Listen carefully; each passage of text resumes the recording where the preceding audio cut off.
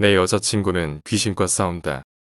사귄 지 거의 한 달이 다 돼가는 시점에서 내 친구들에게 끝도 없이 여친 자랑을 늘어놓았다. 진짜 잘난 여자였으니까. 끝까지 믿지 않는 놈들에게 직접 보여주면서까지 인증했다. 이때까지는 세상 모든 것을 다 가진 기분이었다. 게다가 2002년 월드컵 시즌 때라 무척이나 좋았었다.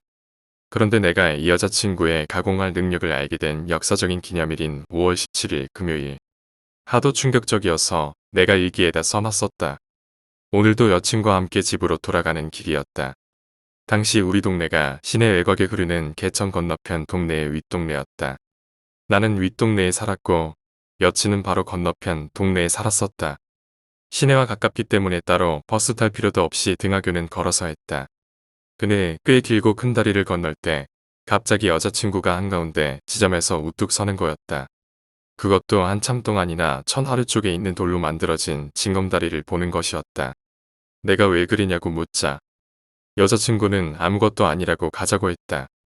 참고로 내 여친의 성격은 상당히 시크했다. 정순색 시도도 중에 도도가 제일 높았다랄까. 가끔 내가 공주님을 모시고 있는 게 아닐까 싶을 정도였다. 아무튼 이때부터 뭔가 이상했다. 계속 걸을 때마다 자꾸 징검다리 쪽을 보는 거였다. 내가 신나게 떠드는 얘기는 귓등으로 듣고 사실 가끔 여자친구가 어딘가를 유심히 볼 때가 있는데 좀 예민가 싶어 그러려니 했는데 이상하게 그날 유독 길고 심했었다. 지금 생각해보면 난 그 심상치 않은 징조를 진작부터 알고 있었던 것 같다. 신경 쓰이는 게 있는데 저 징검다리로 가보지 않을래? 라고 여자친구가 말했다. 뜬금없이 왜? 내가 말했다. 거리가 조금 먼데 언제 거길 가자는 건지. 하지만 이때 난 여친님에게 반항할 수 없었다. 지금도 못하지만 왜 그러냐며 저기에 뭐가 있냐고 물었지만 여자친구는 뭔가 자꾸 신경 쓰게 한다면서 일단 따라오라고 했다. 내가 도대체 뭐가 신경 쓰이게 하냐고 물어도 괜찮을 거라는 말만 했다. 나는 벙친 표정으로 여친 뒤를 졸래졸래 따라갔다. 근데 지금 생각해도 이때 여자친구 뒤를 따라가지 말았어야 했었다. 그날 일은 아직까지도 내게 트라우마가 됐다. 왜냐하면 그때 처음으로 사람 시체를 봤기 때문이다. 징검다리 돌 사이에 끼어있는 시체를 보고 진짜 난 비명을 질러댔다. 글을 쓰면서도 오싹하다. 처음 볼 때는 이게 시체인지 몰랐었다. 무슨 옷보따리 쓰레기처럼 보였었다. 그래서 가까이 살펴보았는데 세상에 머리 터진 사람의 시체인 것이었다. 난 너무 놀래서 어버버하고 있을 때 여자친구는 시크하게 시체를 보더니 휴대폰으로 경찰에 신고했다. 그 시크한 표정은 아직도 잊을 수가 없다. 근데 경찰들은 예나 지금이나 미성년자들 신고를 장난으로 치부한다. 거의 1시간 동안 계속 전화를 걸고 나서야 경찰이 왔다. 순식간에 그 시체 주변이 엄청 소란스러워져서 우리 때문에 시체 본 사람들이 급증했다. 여기저기서 욕설이 많이 들려섰다. 고인물에겐 죄송하지만 진짜 보자마자 시발 소리가 자동으로 튀어나왔다. 이 주변엔 비교적 사람 인적이 드물어 가끔 운동하는 사람 몇 명 있었는데 잘 보이지도 않는 시체를 그들이 유심히 볼 턱이 없었겠지. 다 여자친구 때문에 시체를 발견하고 기겁을 하게 된 거다. 전날 비가 좀 온 후라 물살이 새서 그동안 시체를 발견하지 못했던 거였다. 왜냐하면 시체는 물살 아래 돌다리 사이에 기어 흔들리고 있었지만 언뜻 보면 쓰레기처럼 보였기 때문이다. 그걸 자세히 보고 나서야 시체라는 걸 깨달았고 난 비명을 지른 것이었다. 아직도 기억이 생생하다. 경찰이 오고 여자친구가 최초 목격자인지라 당시 상황을 설명했다. 우연히 지나가다 발견한 거라고. 근데 상대적으로 겁에 질려 있는 나와는 반대로 너무 침착한 여친을 경찰이 좀 이상하게 보았다. 사실 내 반응이 지극히 정상인 거지. 하여간에 겁을 잔뜩 먹은 나는 여자친구와 같이 현장에서 멀리 벗어나 동네 앞 슈퍼 앞에 있는 의자에 앉았다. 그때까지 여친하고 한마디도 대화하지 않았었다. 간식 몇 개 사놓고도 먹지 않았었다. 여자친구가 괜찮냐고 내게 물었어. 나는 조금 괜찮아졌다고 말했다. 사실 말은 그렇게 했지만 난 오늘 저녁 다 먹은다고 생각했었다. 실제로 며칠 동안 제대로 먹지도 못했다. 하도 강력한 일인지라 너무 충격을 받아 한동안 악몽까지 꾸었었다. 여자친구와 나 사이에 별다른 대화는 없었고 동네는 발견된 시체 때문에 난리가 났었다. 소문은 순식간에 퍼졌다. 나는 여자친구에게 그 시체 우연히 발견한 거 아니지라고 물었다. 좀 진정되고 나서 그때서야 난 여친이 시체를 우연히 발견하지 않은 거라는 생각이 들었었다. 여자친구는 한참 동안이나 생각하더니 쭉 얘기를 늘어놓았다. 너, 나 사랑하지? 라고 여자친구가 물었다. 그거야 당연히 사랑하지. 사실 난 시체를 본 게 아니야. 그럼 뭘 봤는데? 어떤 아줌마를 봤어. 그런데 그 아줌마가 계속 징검다리 위에 서서 춤을 추더라고. 처음에 사람인 줄 알았는데 그건 사람이 아니라 귀신이었어. 아니, 뜬금없이 웬 귀신. 그 귀신이 그 시체의 주인이야. 나는 아무 말도 할 수 없었다. 정확한 대사는 아니지만 어쨌든 귀신이 춤을 추었고 그것이 아줌마 귀신이었고 그 시체 주인이 그 귀신이라고 했었다. 당시 나는 그저 멍할 수밖에 없었다. 멍하다 못해 쓰러지기 일보 직전이라고 해야 될 것 같다. 너무 놀라서 기력을 많이 소진한 것 같았다. 가까이 갈수록 그 아줌마는 나를 보기 시작했어. 그 모습이 또렷이 보일 정도로 다가갔을 때 재빠르게 물속으로 뛰어들었지. 그리고 그 시체를 발견하게 된 거야. 라고 여자친구가 말했다. 그걸 지금 나보고 믿으라고? 믿기진 않겠지만 결과적으로 그 아줌마 때문에 시체를 발견하게 된 거지. 너도 봤잖아. 여자친구가 진지한 눈빛으로 그렇게 말하니 난 무척 혼란스러웠다. 대체 이 여자가 뭔 소리를 하는지 이해하지 못했지만 무언가를 본 건 사실인 것 같았다. 실제로 시체도 발견했으니 이거 믿어야 되나 말아야 되나 갈등이 됐다. 나도 모르게 식은땀을 흘리고 있었는데 여친이 손수건으로 닦아주었다. 그리고 갑자기 고개를 푹 숙이더니 나에게 사과하는 것이었다. 게다가 눈물을 흘렸다. 난 이때 엄청 깜짝 놀랐다. 미안해. 내가 그냥 무시했으면 내가 그런 끔찍한 것을 보지 않았을 텐데. 춤추는 귀신은 매우 위험한 귀신이야. 막내 이모가 무당이어서 알게 된 거지만 춤추는 귀신이 보이면 무조건 대처하라고 했어. 다른 사람을 죽일 수 있을 정도로 원한에 찬 귀신이기 때문에 지나칠 수 없었어. 너 정말 귀신이 보여? 눈물까지 흘리는 여자의 말은 묘한 마력이 있어서 난 믿을 수밖에 없었다. 게다가 춤을 추는 귀신이 무섭다니. 이때 처음 알았다. 여자친구는 이제까지 보여주지 않던 작은 백가방을 공개해줬다. 그 안에 별게 다 들어 있었다. 웬 나뭇가지가 비단 같은 천에 감싸져 있는 게 보였다. 게다가 나뭇가지가 시커멓게 타서 난 이게 숯인 줄 알았다. 여자친구 말로는 벽조목이라는 건데 그건 바로 벼락 맞은 대추나무라는 거였다. 이게 테마솔에 있어서 굉장히 강력한 무기라고 설명해줬다. 이걸 들이대면 귀신은 힘을 못 쓰고 도망간다는 거였다. 그 귀신이 갑자기 불에 뛰어들어 사라진 것은 백가방 속에 있던 이 벽조목을 느끼고 시체 속으로 튀었다는 거였다. 난 여자친구의 설명에 그저 멍하니 바라만 볼 수밖에 없었다. 그럼 그 귀신은 어떻게 되는 거냐고 내가 묻자. 시체 속에 봉에 놓았으니 사자가 데리고 갈 거라고 대답했다. 도대체 언제 봉이 나거냐고 묻자. 여자친구는 내가 비명 지르고 정신없을 때 했다고 했다. 난 여자친구가 어떻게 귀신을 봉인했는지 모르겠다. 듣기로는 주문을 외웠다는데 그때 정신이 없어 여친이 뭘 한지 신경 쓸 겨를이 없었다. 하여간 반신반의하다가 일단 믿는 것으로 결론 지었다. 결국 여자친구를 집 앞까지 바래다 주고 일단 난 집으로 돌아왔다. 그때까지 여자친구는 내게 별말 하진 않았다. 다만 미안하다고만 했다. 생각할수록 소름이 끼쳐서 불안에 떨며 돌아오는 왔다. 왜냐하면 우리 집은 무척 가난해서 남의 땅에 사는 무주택 가정이고 그 주변에는 공동묘지가 있었기 때문이다. 못 모르는 어렸을 때 동생과 나는 여기 공동묘지에서 재밌게 놀았었다. 하지만 귀신 같은 걸 느끼거나 본 적도 없었다. 저녁 늦게까지 놀 정도였으니 나름 강심장이라고 자부했지만 시체 보고 난 이후로 난 급 겁쟁이가 돼버렸다. 집안에서도 시체 발견한 것 때문에 말들이 많았는데 일단 난 입을 꼭 다물고 있었다. 설명하기도 힘들고 생각하기도 싫었다. 하지만 그 망할 충격 때문에 잠도 못 자고 계속 끙끙 앓았다. 그래도 버릇이 무섭다고 일기는 쓰긴 썼다. 다음날 학교도 못 가고 집에서 쉬게 됐다. 그런데 쉬고 있을 때 여자친구가 찾아왔다.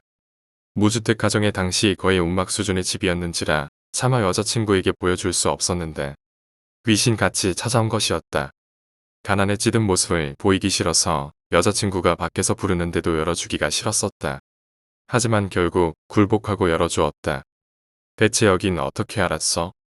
내가 묻자. 다 아는 수가 있지. 진짜 뭔가 보이긴 보이나 보구나.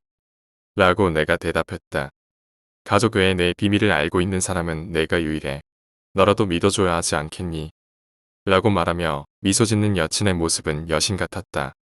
근데 들어오자마자 거실을 둘러보더니 하는 말이 가관이었다. 여기 영령이 상당히 많구나. 10여 년을 살아오면서 여기 귀신 같은 건 전혀 느껴보지도 못했는데 이게 뭔 소리란 말인가. 하지만 이상하게 등골이 서늘해지거나 그러지 않았었다. 왜냐하면 비록 집이 운막 같아도 무척 편안하고 좋았기 때문이다. 여자친구는 내 표정을 이해했는지 설명해 주었다. 좋은 영령들이야. 모두가 널 지켜주고 있어. 여기 공동묘지의 어르신들이지. 너한테 해로운 거 하나도 없으니까 안심해. 왠지 그럴 것 같았었다. 포근한 느낌이 많이 드니 솔직히 귀신이 있다고는 생각지 못했는데 그런 반전이 있을 줄이야. 어쨌든 좋은 영령들이라고 하니 일단 안심은 됐다. 이후로 여친이 간호를 해주었는데 정말 행복했었다. 하루 정도 쉬고 나서 다시 팔팔해졌지만 밤마다 꾸는 악몽은 여전히 날 괴롭혔다. 이 일이 최초 경험이었다. 이때부터 내 인생에 귀신이 꼬이기 시작했다. 여자친구를 만나기 전까지 보이지 않던 귀신이 서서히 보이기 시작한 것이었다. 여자친구 말로는 비록 어르신들의 보호를 받고 있지만 자신을 만나게 되면서 영적인 능력에 교화된 거라고 했다. 얼마나 정신적으로 교감을 하는지에 따라 내게도 영적인 능력이 생기는 거라고 했다. 덕분에 귀신도 열어보았고 사건도 참 많이 휘말리게 됐다. 하지만 그런 것을 모두 초월할 정도로 여자친구를 사랑했으니 너 내 팔자지. 어쨌든 이것은 겨우 전초전에 불과했다.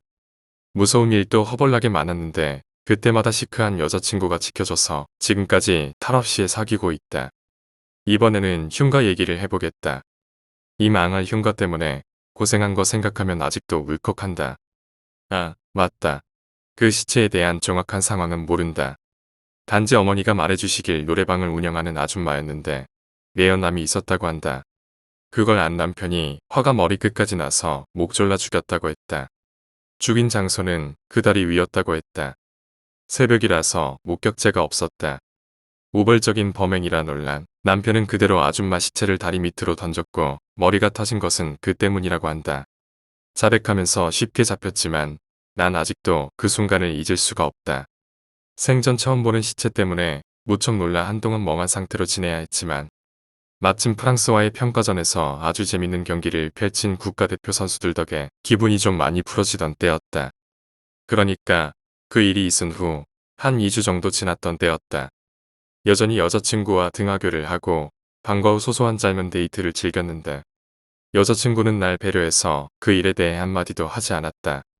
그리고 괜히 귀신 보인다고 놀리거나 그러지 않았다. 날 자상하게 배려해주는 멋진 내 여자친구였다. 하지만 그것도 오래가지 못했다. 때는 5월 28일 화요일이었음. 월드컵 개막식이 코앞으로 다가온 시점에서 온 나라가 어수선하고 들떠 있었다. 무엇보다 시내에 외국인들이 무지 많아서 구경도 하고 있었다. 이날도 어김없이 동아리 활동을 하는 여자친구를 교문 앞에서 음악을 들으며 애틋하게 기다리고 있었다. 이젠 웬만한 다 선배들이 날 알아봤다. 내가 좀 안만이 생기고 순박한 인상이라 여자친구가 아깝다고 지저대는 인간들이 좀 있었다. 여자친구에게 대시했다가 차인 것들이 어디 승리자한테 지저대는지. 난 그 선배들에게 별다른 대꾸도 안 했다. 그래서 그런지 알게 모르게 욕 좀 먹었던 것 같다. 어쨌든 1시간 정도 기다렸을 때 상기된 표정의 여자친구가 나왔다. 상의는 교복 대신 하얀 체육복 차림이었다.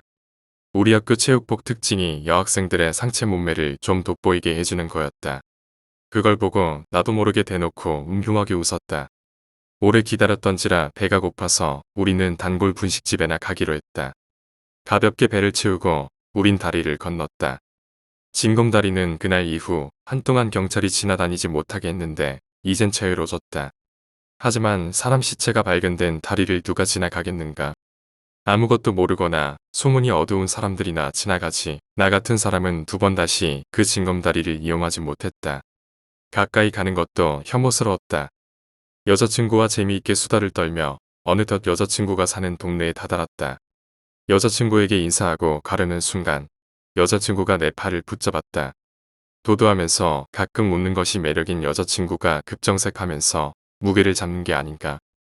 여자친구는 뭔가 이상하다며 혹시 친구들과 어디 가기로 했냐고 내게 물었다. 나는 뜬금없이 뭔 소리냐고 그런 약속 잡은 거 없다고 말했다. 여자친구는 그럼 다행이라며 혹시 어디 가게 된다면 거절하고 집에만 있으라고 내게 당부했다. 나는 여자친구에게 설마 또 뭔가 보이건가 물었다. 이쯤 되니 슬슬 불안해졌다. 내게 이런 소리 하는 건 그때 이후 처음이었다. 하지만 여친은 확답을 주지 않았다. 아마도 그것까지는 모르는 것 같았다. 안 좋은 예감이 들어 내게 그렇게 얘기한 것이었다. 그날 이후 새가슴 된 나는 또 주벽거리며 집으로 도망쳤다. 이젠 늦은 시간에 공동묘지 근처도 지나지 못한다. 그래서 집에 들어갈 때는 무조건 돌아서 들어갔다. 어르신들을 보니 아니게 서운하게 했다. 내 남동생 새끼랑 사춘기 때문에 싸우긴 했지만 근본은 좋은 놈이라 내가 잘해줬었다. 성인이 된 지금은 싸가지가 없어지긴 했지만 남동생 놈하고 라면을 먹으며 텔레비전을 시청하고 있었다. 이때 시간은 8시. 5월이라 좀 쌀쌀했었다. 우리 집은 움막이라서 초인종 따윈 없었다. 그냥 문 두들기면 나가야 되는 거였다. 한창 재밌게 보고 있었는데 어떤 놈이 문을 두들겼다. 그래서 나가봤더니 동네 불알 친구 두 놈인 거였다. 친구이라고 하겠다. 지금은 연락이 안 되지만 그 당시에는 학교는 달라도 여전히 친한 놈들이다. 친구들이 술 마시러 가자며 아주 좋은 자리 찾아냈다고 했다. 난 사실 술하면 환장하는 놈이었다. 물론 학창시절 때나 그랬지만 지금은 술에 입대면 큰일 난다. 어쨌든 이젠 여자친구에게 혼난다. 당시 술을 무척 좋아했던 나는 여자친구의 충고 따윈 발칙하게 잊어버리고 당장 졸래졸래 따라갔다.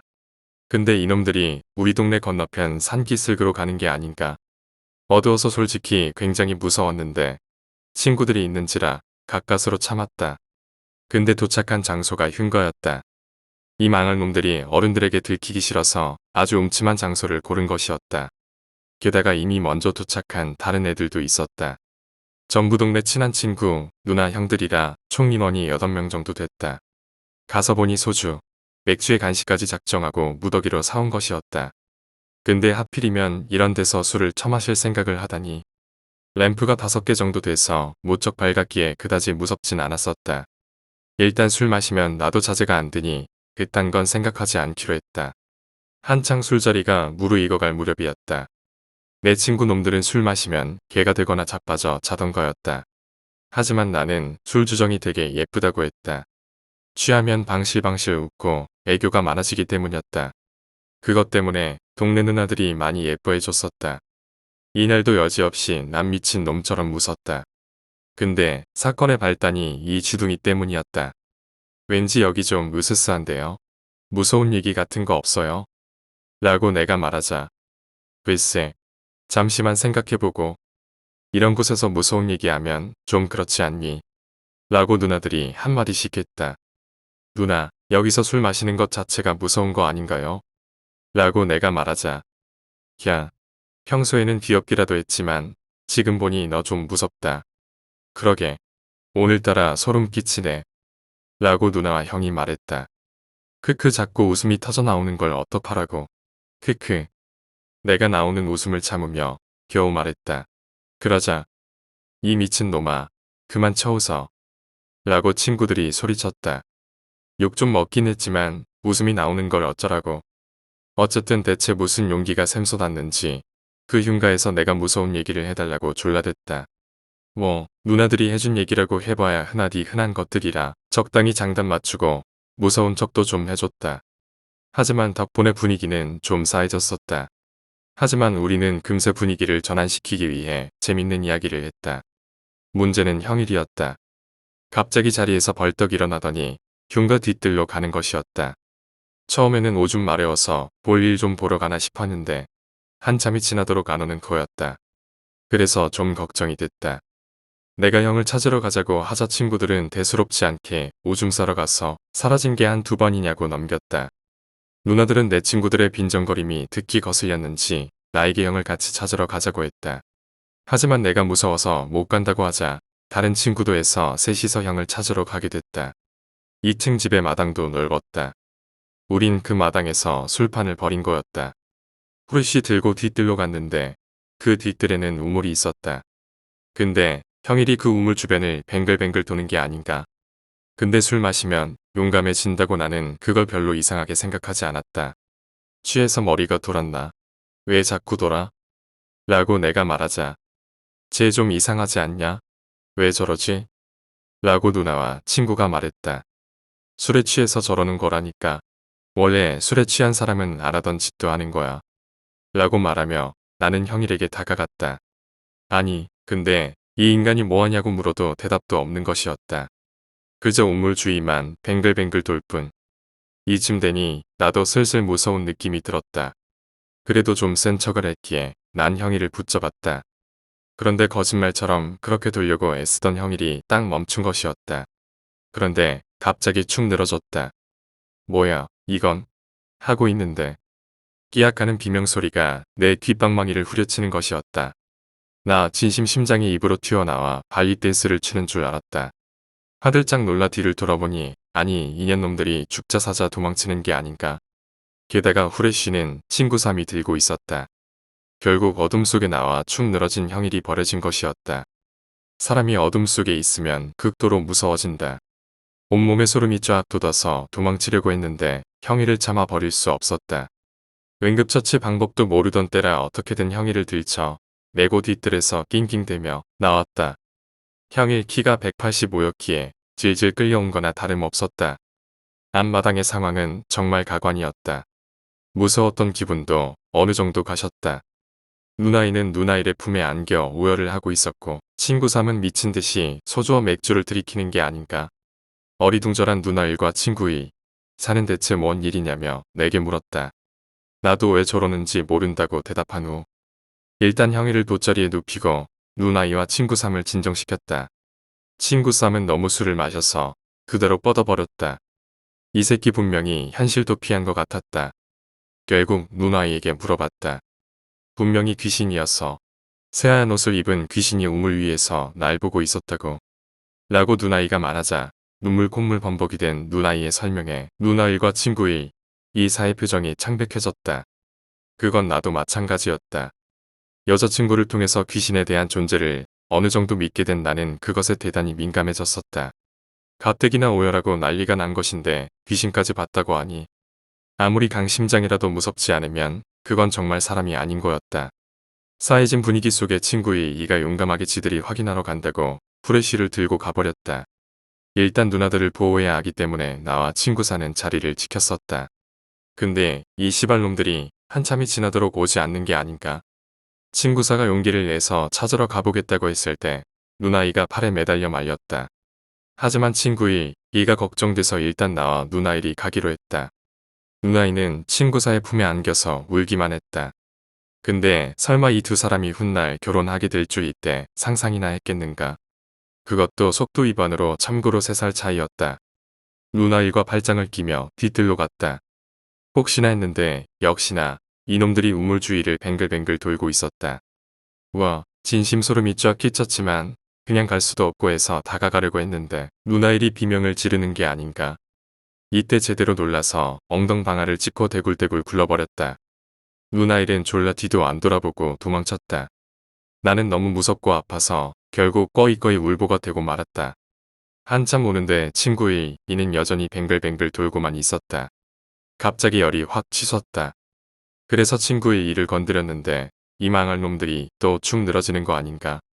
그래서 또 낑낑거리며 두 놈을 앞들로 옮겼다. 생각을 해봐라. 고1짜리가 눈물 콧물인 채로 서럽게 낑낑거리며 친구의 이를 옮기는 모습을. 이제 멀쩡한 놈은 나와 친구사가 전부였다.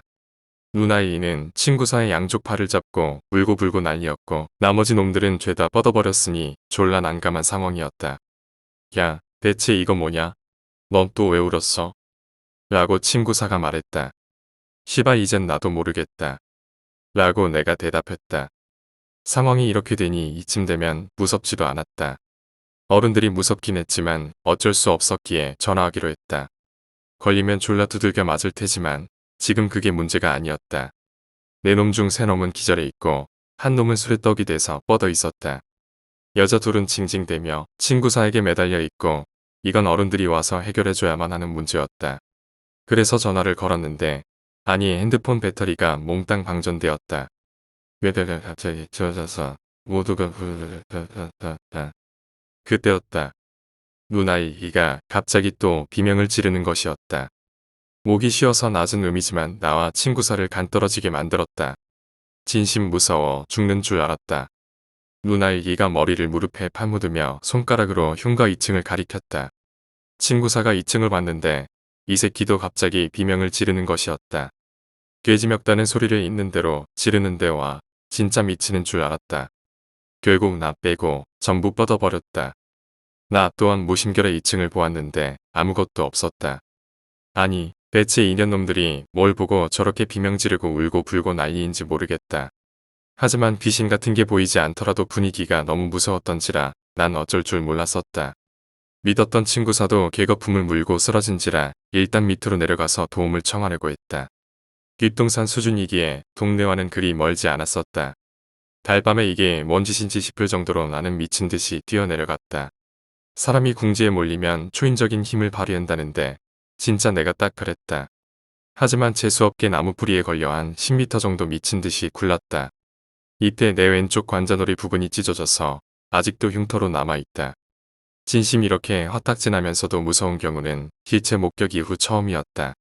그때 사람이 보였어. 살려주세요라고 외쳤다. 진짜 진심 이렇게 처절하게 외친 적은 이때가 처음이었다. 어두워서 잘 보이진 않았지만 그 사람은 내 목소리를 듣고 달려와줬다. 놀랍게도 여자친구였다. 이건 분명 운명적인 만남이었다. 여자친구를 보자 진짜 서럽고 무서웠던 감정이 한꺼번에 폭발하여 또 꺼이꺼이 울었다. 내 여자친구가 부드러운 손길로 내 등을 토닥여줬다. 난 그 틈을 타서 여친 가슴에 얼굴을 파묻었다. 가슴 감촉을 느껴본 것도 이때가 처음이었다. 어떻게 알고 온 거야? 예감이 좋지 않아서 너 찾으러 온 거야. 근데 내가 여기에 있는 줄 어떻게 알았어? 내가 어디에 있든 난 반드시 찾아낼 수 있어. 여자친구의 말을 듣고 진심 기쁘고 사랑스러웠다. 어떻게 찾아낸 건지 모르겠지만 그 말이 날 얼마나 안심을 시켜줬는지 모른다. 여자친구는 그대로 산에 올라가려고 했다. 비록 새 가슴에 울보지만 여자친구를 지키겠다는 명목으로 뒤따르려고 했는데 여자친구가 내 머리를 쓰다듬어주며 어른들하고 같이 올라오라고 했다. 내키진 않았지만 여친이 그렇게 말하니 일단 나는 동네방네 돌아다니며 어른들을 끌어모았다. 물론 미친놈들이라고 욕을 잔뜩 먹었다. 마을 어른들과 함께 흉가에 도착했는데 여친이 홀로 서서 흉가 쪽을 바라보고는 뭐라고 소리치고 있었다. 어른들은 돗자리 위에 사이좋게 일렬로 주르륵 눕혀있는 얘들에게 신경 쓰느라 여자친구의 행동에 신경 쓰지 않았다. 아무래도 일렬로 눕히고 두 손을 가슴에 포갠 게 여친이 한 짓 같았다. 난 여친에게 다가가 물었다. 뭐 한 거야?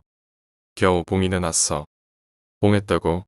정말 귀신이 있긴 한 거야? 있어. 아주 강력한 악귀야. 내 예감이 좀 더 정확했다면 이렇게 크게 일이 터지진 않았을 텐데.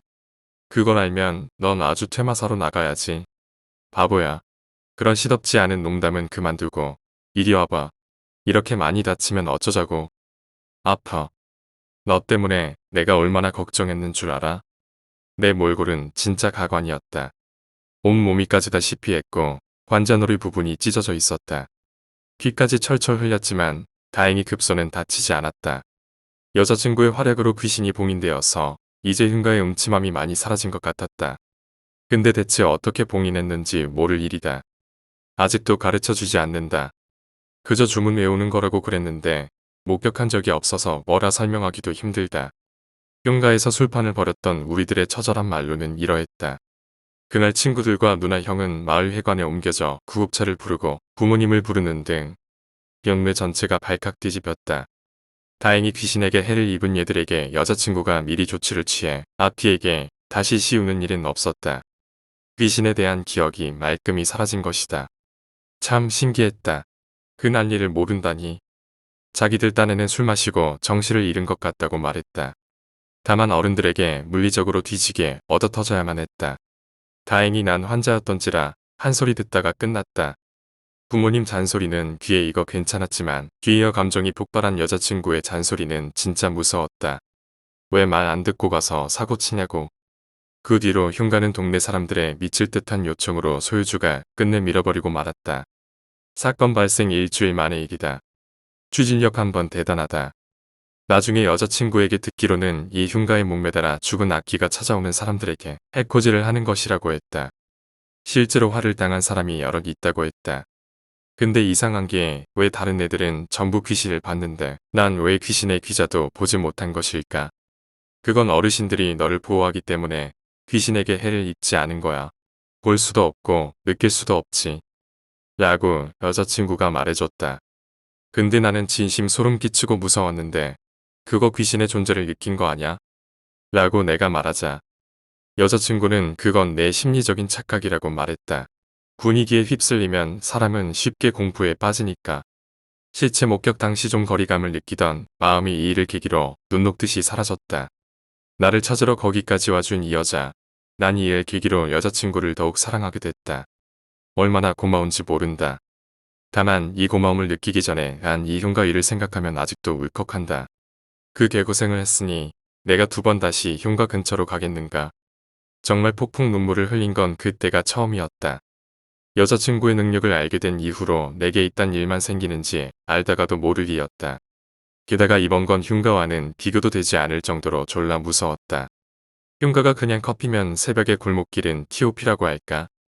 내 생에 제일 무서웠던 베스트 5의 5위 정도 된다. 최초로 내가 귀신을 목격한 에피소드이기도 하다. 어르신들 덕분에 그냥 잡귀 정도는 보이지 않았지만 이번 일화에 나오는 귀신은 어르신들의 힘으로도 어쩔 수 없는 무서운 존재였다. 근데 솔직히 그게 꿈인지 현실이었는지 잘 구분이 안 간다. 게다가 기억도 드문드문이라 각색을 좀 많이 했다. 어쨌든 본론으로 들어가겠다. 감격의 16강 진출. 그리고 6월 18일 날 붙은 이탈리아와의 경기는 내 생애 최고의 경기라 할 수 있겠다. 개인적으로 6월 22일 날 붙은 스페인과의 승부차기보다 훨씬 더 대단한 일이라고 생각한다. 연장 승부 끝에 짜릿한 역전. 하지만 그 두 경기를 집에서만 본 게 좀 흠이었다.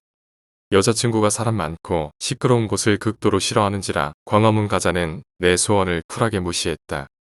결국 여자친구 가족하고 우리 가족이 모여 응원했기에 부모님들끼리도 제법 친해지셨다. 이건 아주 긍정적인 일이었다. 어쩌면 여친은 이걸 노린 걸지도 모른다. 따님을 제게 주세요. 닥쳐라, 내 이놈. 너 따위에게 내 금지옥엽을 줄 성시프냐. 내 눈에 흙이 들어가도 허락하지 못한다. 이놈아. 라고 장인어른이 말씀하시는 이런 사극 시추도 있었다. 나보고 여자친구를 데리고 살지 않으면 뼈와 살을 분리하겠다고 길길이 날 쥐던 분이 처음엔 이랬었다. 나와 친구 A, B씨는 스페인전이 끝난 다음날 일요일 저녁 7시에 만나 호프집에서 술을 마셨다. 이때는 온 나라가 축구에 미쳐 있었던지라 미성년자들이 호프집에서 술을 마셔도 누구도 터치하지 않았었다. 오히려 더 마시라고 서비스해줬었다. 사실 호프집에 당당히 들어갔던 것은 우리들이 사복을 입고 있으면 남들이 성인으로 보기 때문이었다. 어쨌거나 우리는 대이탈리아 전 경기와 스페인전 경기의 재방송을 보면서 신나게 닭을 뜯고 맥주를 들이켰다. 나는 술 무지 좋아하는 놈이었고 친구 A, B, C도 마찬가지였다. 우리들의 주 화제는 당연히 축구였다. 어딜 가도 축구 얘기뿐이었다. 그럴 수밖에 없었다. 생각해봐라 우리나라가 4강에 올라가다니. 이게 말이 되는가. 내가 좋아 죽으려고 하자 내가 축구 얘기를 하려고 하면 여자친구는 그 예쁘고 고운 손으로 내 주둥이를 틀어막았다.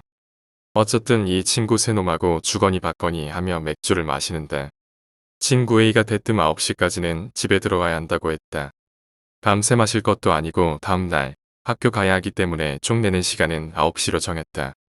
근데 친구 A 녀석은 유독 말이 없고 꽤 피곤해 보이는 기색이었다. 하지만 크게 신경 쓰진 않았다. 미리 말하지만 우린 술을 좋아할 뿐 양아치 같은 그런 부류가 절대 아니었다. 친구 B씨는 전교 50등 안에 들 정도로 머리 좋은 놈들이었다. 난 100등 되고 친구 A는 200등 돼. 그래도 난 중위권에 든다고 자부하고 있었다. 앞에 말했다시피 내 주둥이에 알코올이 들어가면 자동적으로 쳐웃게 된다.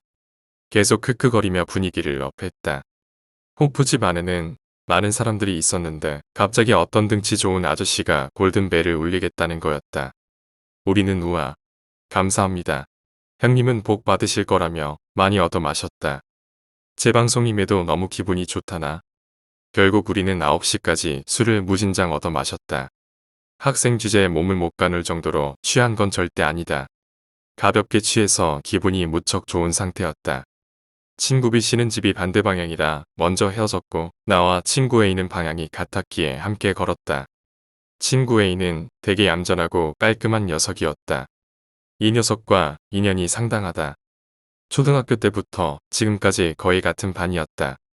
그래서 불알 친구보다 더 친한 녀석이다. 근데 최근 이놈의 표정이 매우 시무룩하게 변했고 야이어진 것이 좀 마음에 걸렸었다. 학교에서도 항상 기운이 없었다. 어느 날 갑자기 그랬던 거였다. 술을 마시는 내내 표정도 밝지는 않았다. 물론 웃기는 했지만 내가 보기에는 인위적인 것 같았다. 그래서 물었다. 하여간 모든 일의 시작과 근원은 이 주체할 수 없는 호기심과 주둥이 때문에 발생하는 것이다. 요새 무슨 일 있냐? 별로. 내 얼굴에 다 써 있어. 너 무슨 일 있지?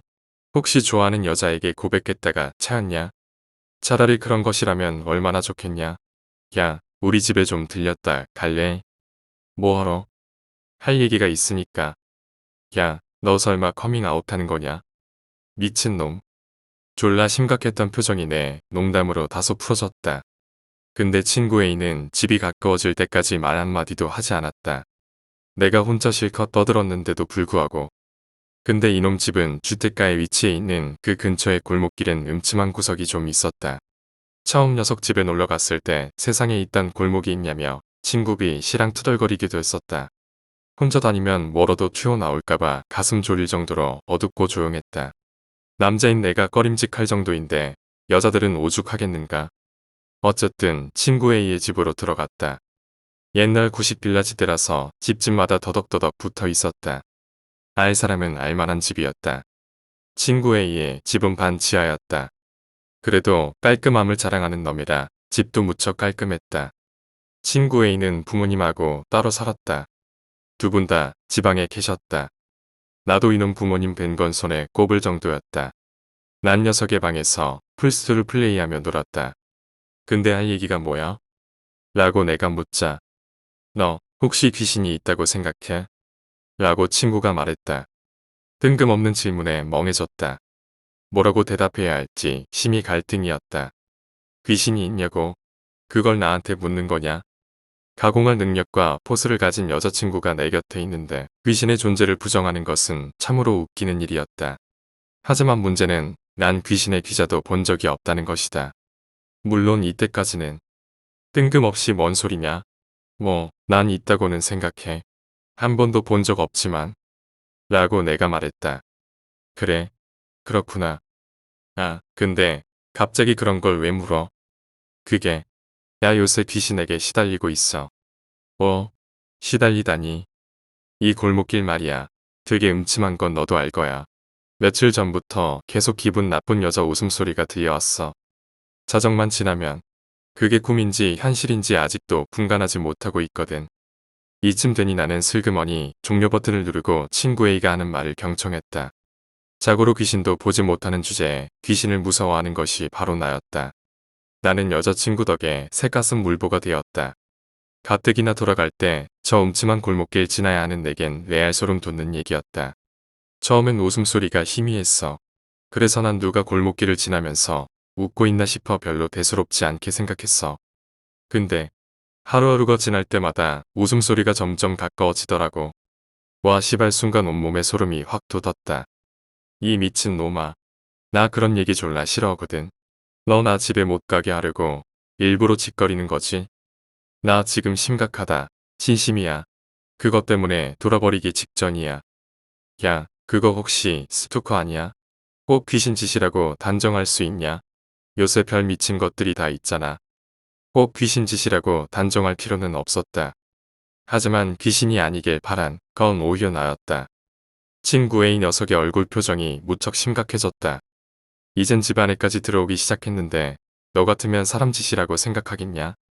그렇게 웃으면서 문 닫는 소리도 없이 들어올 수 있겠냐고. 사람이 집 안까지 들어온다고? 깜짝 놀랐다. 여기서 갑자기 핸드폰 음이라도 터진다면 기절할 것 같았다. 그래. 계속 들어온다고. 매일 밤 그 웃음소리를 내며 집 안까지 들어오는데 이제 곧 거실을 지날 것 같아. 내 방까지 계속 가까워지고 있어. 아마 하루 이틀이면 그 시발 귀신 모습을 볼지도 몰라. 그것 때문에 무서워. 미치기 직전이야. 야, 그러면 여기서 빨리 나가야지. 어디로 가라고? 그애 친구 집이라던지. 그 시발 귀신이 거기까지 쫓아오면 어떡해. 아, 맞다. 이 새끼 졸라 착하고 순박한 놈이라 남 피해주는 짓을 못했다. 지가 피해를 입으면 입었지 전형적인 손해보는 타입이었다. 여자친구가 생각나긴 했지만 지금 시간이 벌써 11시였다. 일찍 자는 편이기에 아마 지금쯤 자고 있을 때였다. 그러면 어떡해? 너 그 귀신이 방까지 들어오면 어쩔 거야? 라고 내가 묻자. 그래서 말인데 너 오늘 자고 가지 않을래? 라고 A가 말했다. 나는 내일 학교 가야 하는데 교복 때문에 안 될 것 같다고 했다. 사실 교복은 핑계였다. 아무리 내가 어르신들에게 보호를 받고 있다고는 하지만 귀신 나오는 집에서 잘 수는 없었다. 하지만 친구 A는 불쌍하고 애처로운 표정을 지으며 계속 제발 자고 가라고 내 다리까지 붙잡았다. 결국 난 이 놈을 뿌리칠 수 없었다. 왜냐하면 나도 만만치 않게 착한 놈이긴 때문이었다. 손에 볼 타입의 나도 포함이다. 다만 여자친구가 있어서 좀 틀릴 뿐이지. 일단 부모님에게 전화를 해서 아침 일찍 교복 가지러 간다고 설명하고 난 친구 A의 집에서 자고 가기로 했다. 친구 A는 나를 든든한 엉꾼이라고 생각한 모양이다. 근데 실체는 내가 너보다 훨씬 겁쟁이인걸. 나와 친구 A는 나란히 침대에 누웠다. 친구 집에서 자보는 건 정말 오랜만인 것 같았다. 하지만 불편하긴 했다. 못 먹이긴 해도 역시 우리 집이 편하지. 난 시종 일관 시계만 봤다. 이놈 말로는 자정의 웃음소리가 들려온다고 했다. 근데 긴장 속에 기다리던 찰나에 자정은 싱겁게 지나가 버렸다. 웃음소리든 뭐든 전혀 들려오지 않았다. 나와 마찬가지로 긴장한 채 잠들지 못하고 있던 친구 A는 무척 얼굴이 환해졌다. 너 혹시 나랑 같이 자려고 뻥친 거 아니야? 아, 그런 끔찍한 소리 하지 마. 그것보다 그 웃음소리가 들리지 않아서 속이 다 시원하네. 야, 진작 너나 다른 놈들 부를 걸 그랬어. 괜히 마음고생했잖아. 그리고는 친구 A는 안도의 한숨을 내쉬었다. 에이쇼, 아무래도 내가 이 새끼한테 속은 듯 싶었다. 하지만 은걸. 갑자기 16비트 화음에 내 은은한 벨소리가 들려오는 것이었다. 평소 들으면 좋은 음인데 지금 들으니 갑자기 졸라 소름 끼쳤다. 아직 안 자나? 누군데? 마이 걸프렌드. 시발 너 여기서 염장지를 거면 당장 나가라. 이 새끼가 다리 붙잡고 애걸할 때는 언제고. 일단 난 여자친구와 통화를 했다. 근데 대뜸 여자친구가 한다는 소리가 이거였다. 너 지금 거기 어디야? 나 귀청 떨어지겠다. 너 집 아니지? 그렇지. 거기 다른 곳이지. 집 아닌 거 어떻게 알았어? 왜 집에 곧바로 들어가지 않았어? 아니, 친구놈이 자고 가라고 해서. 난 이 여자 가끔 진심 무섭다. 내가 어딨는지 기가 막히게 알아맞히는데 솔직히 내 몸 어딘가에 도청기나 위치 추적기라도 달아놓은 것 같았다. 그런데 여자친구의 목소리가 무진장 흥분된 기색이었다. 이쯤 되니 갑자기 무서워졌다.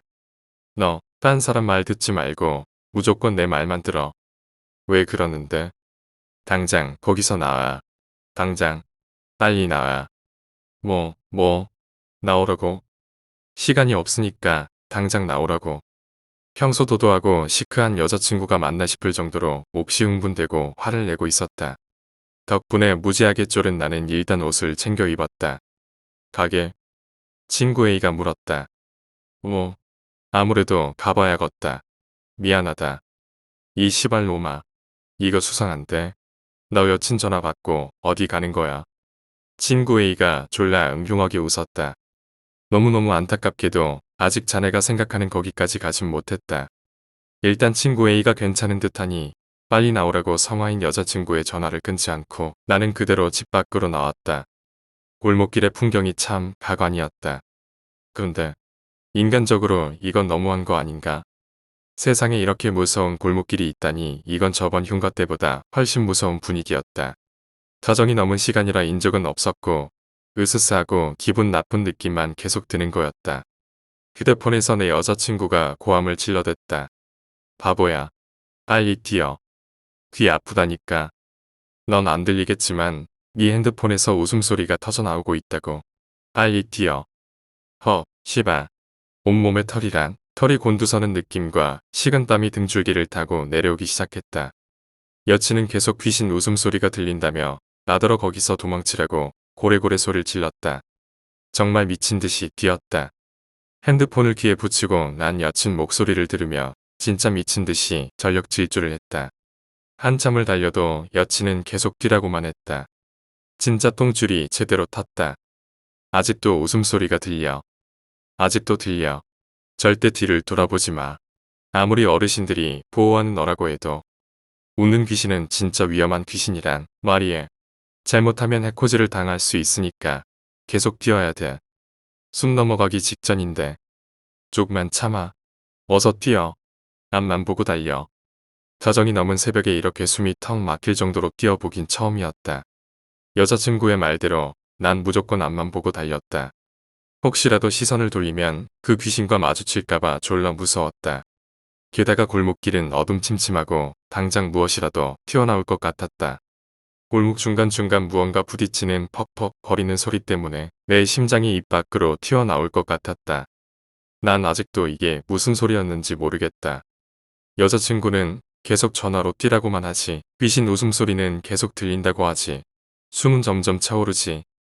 나는 환장하겠지. 그렇게 한참을 달리고 달렸다. 근데 정말 이상한 게 원래 이 골목길은 이렇게까지 길진 않았다. 마치 메비우스의 띠처럼 나는 그 주변을 돌고 도는 것 같았다. 실제로 그랬던 것 같다. 이때부터 내 기억이 애매해지기 시작한 것 같다.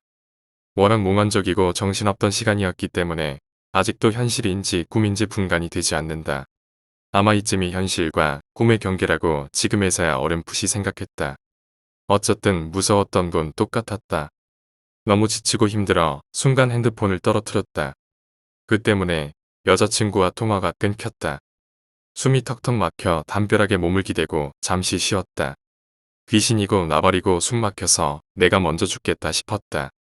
그런데 맞은편 담벼락에 체구가 작은 여자가 고개를 푹 숙이고 나처럼 등을 기대며 서 있었다. 순간 숨이 턱 막히는 것 같았다. 여자는 고개를 들더니 뒤까지 찢어진 입을 크게 벌리고 나를 보며 미친 듯이 웃기 시작했다. 내 기억은 여기서 끊겼다. 그리고 눈을 떠보니 난 친구 A의 방 침대에 누워 있었다. 거실에는 친구 A는 아침밥을 준비하고 있었다. 친구 A는 일어나 있는 나를 보고 씩 웃었다. 괜찮냐? 라고 친구 A가 말했다. 괜찮은 것 같은데. 근데 내가 왜 내 집에서 자고 있냐? 라고 내가 묻자. 내가 좀 걱정돼서 나가봤는데 골목 한가운데에 쓰러져 있더라고. 내가 쓰러져 있었다고? 진짜? 그래, 임마. 내가 얼마나 걱정했는지 알아?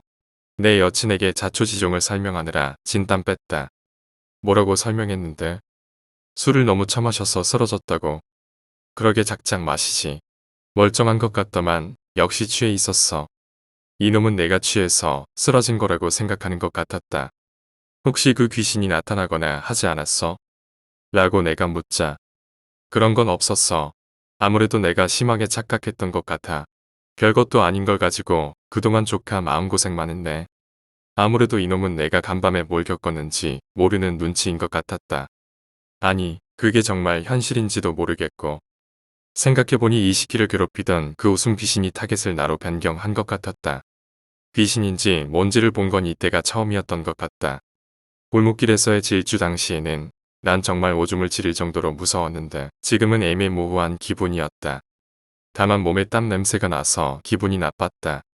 그 찢어진 입의 여자는 수년이 지난 지금도 간간히 기억나 오싹하게 만든다. 이거 하나만은 분명 기억한다.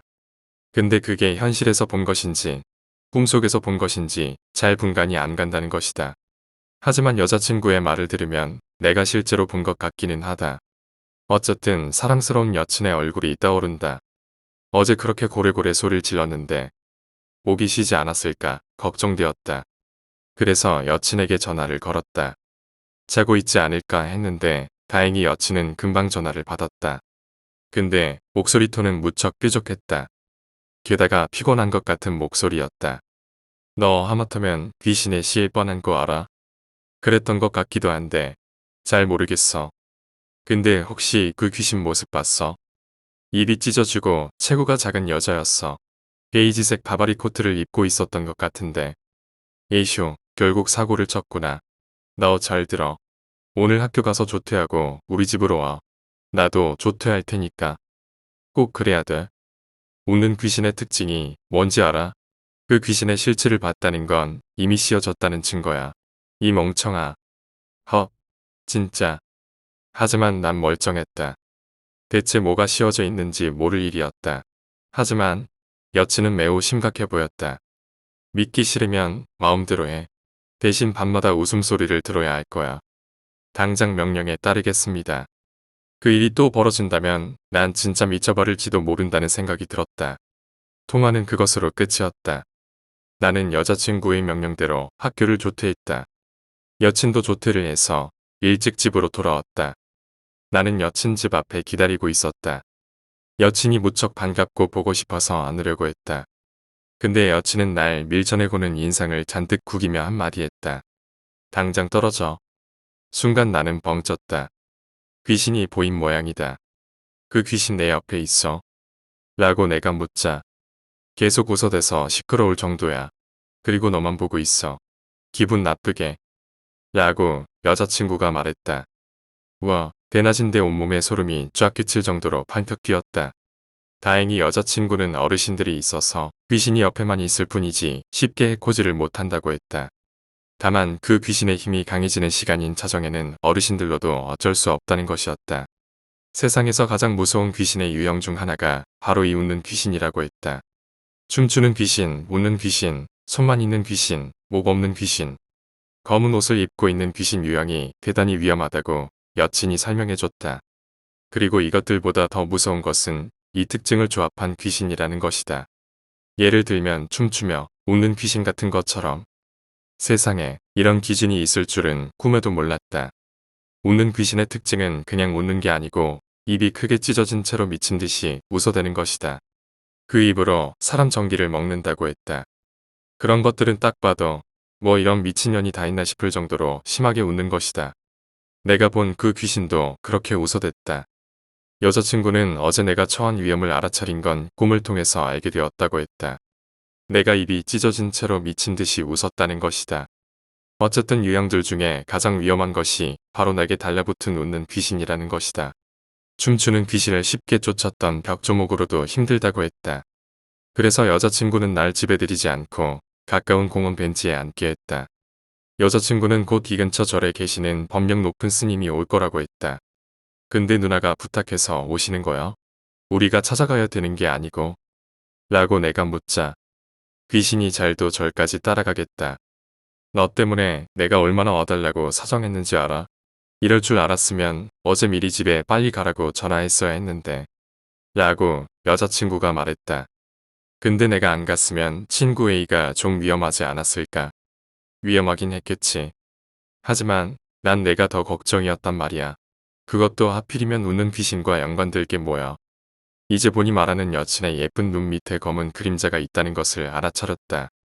나 때문에 밤새 한숨도 못 잔 것이 분명했다. 내색하진 않았지만 날 걱정하는 여친의 마음은 진심이었다. 그래서 난 더욱 미안했다. 왠지 나 최근 본의 아니게 사고만 치고 다니는 것 같았다. 1시간 정도 지나자 인상 좋으신 중년 스님이 오셨다. 그것도 웬 두루마기를 들고 오셨다. 스님은 복명 스님이라고 했다.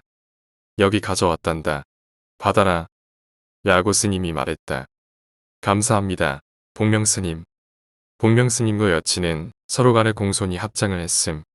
나도 어설프게나마 합장을 했다.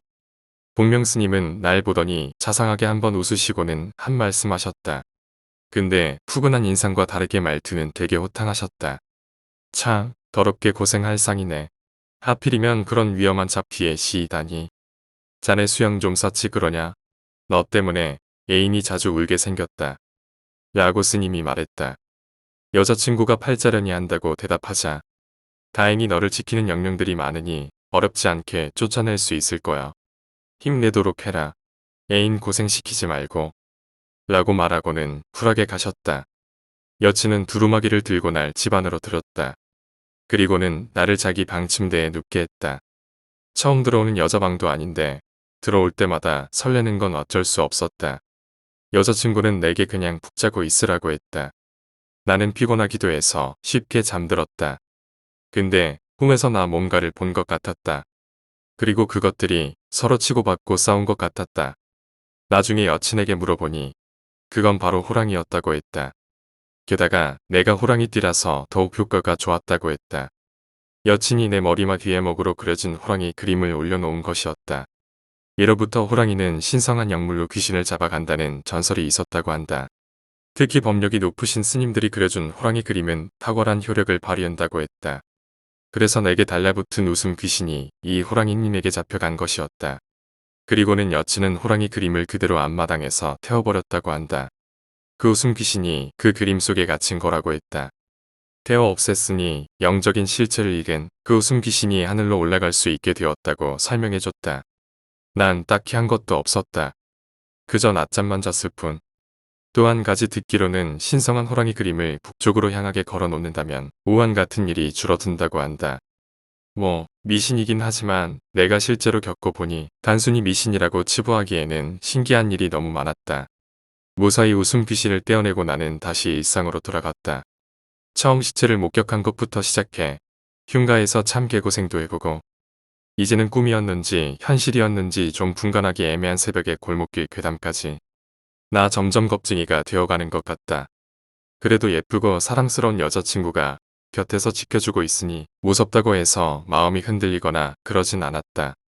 그리고 호랑이 그림은 참 신기한 구석이 많은 것 같다. 뭐 미신이라 치부해도 상관없지만 그 그림 덕에 내게 붙은 귀신이 사라졌다고 하니 분명 좋은 것 같다.